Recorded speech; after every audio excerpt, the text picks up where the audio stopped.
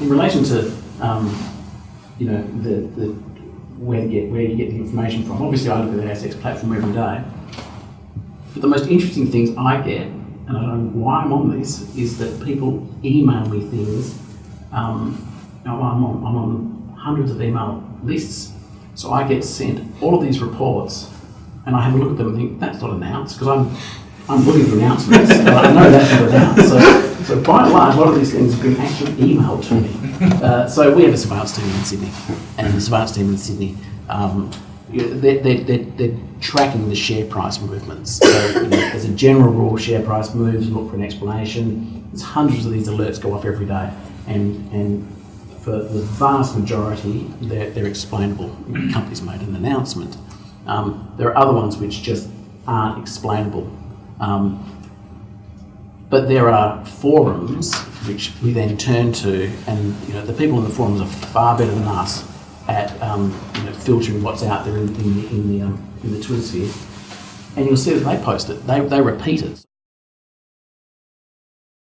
One of the things I'll say today is that there's been enormous pressure and regulation placed around at least the broker firms, which are a member of the ASX. What we've seen, our biggest sort of beef is that, you know, I have a policy here on our research at Argonaut, and it's the single largest policy we have in the firm. It doesn't make sense, it is, but it is the single biggest policy we have, 32 pages long. Means that virtually no one read it. But you know, what our problem is not so much with people like Argonaut or some of the other firms here in Perth, it's actually the companies don't know the rules. And the education, and ASIC in particular, we've been putting a lot of pressure on us, and it really is, the education needs to be on the companies and the people within the companies. It's not just the directors and the company secretaries, it's actually all the people there, because they're passing on a lot more information which would otherwise shouldn't be allowed to be provided. So the one I suppose I have the most concerns about is the peer comparisons, because I think we've had a bit of a blunt instrument in relation to that, what you can and can't do and what we're looking for. But what we're really trying to do with the peer comparisons is to deal with those things which are just obviously misleading. You know, it's just, you know, Explorer comparing themselves to Rio, you know, those types of extreme examples.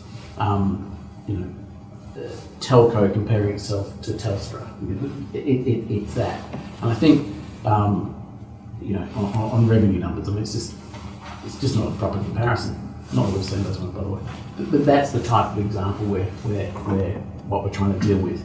We're not trying to deal with every peer comparison. The problem is, once we start taking on peer comparisons, every company named in the peer comparison of a company's presentation brings us up and says, that's not a fair comparison. Mm-hmm. So we're sort of running around in circles. If you're going to invest in a strategy for social, you need to resource it properly. And it's amazing how many companies don't do that. So you may well have a social media policy, it might even form part of your contract of employment and everybody signs up to it.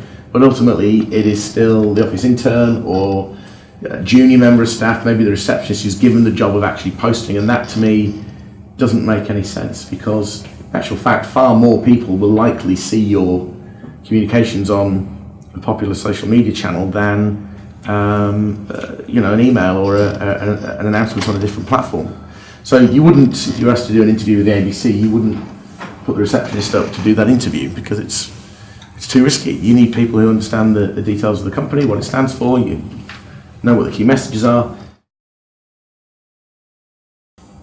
So the overriding view, I mean, we published guidance on this, but the overriding view is that there shouldn't be anything new in materially new in the research report that the company hasn't otherwise disclosed. There might be analysis, but certainly no new information from the company. And if there's no new information, then the release is promotional. It's not the disclosure of material information, it's just promotional information. And the ASX platform is not designed, or not meant to be, the platform for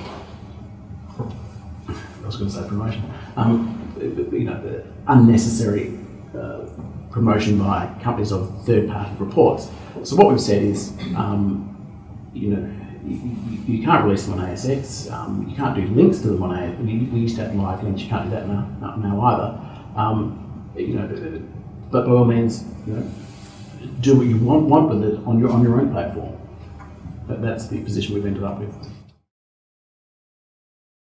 I think one of the things that companies could be doing better, especially in the mining resources sectors, is using video and telling their own story on their own channels, rather than necessarily relying on third parties.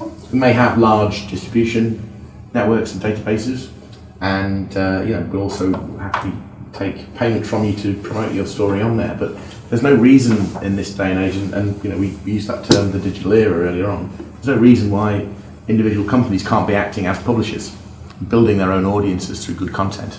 And actually, you know, we're starting to see some of the big companies doing that really well. They're telling their stories often through video, which is, you know, we know is becoming increasingly important and engaging.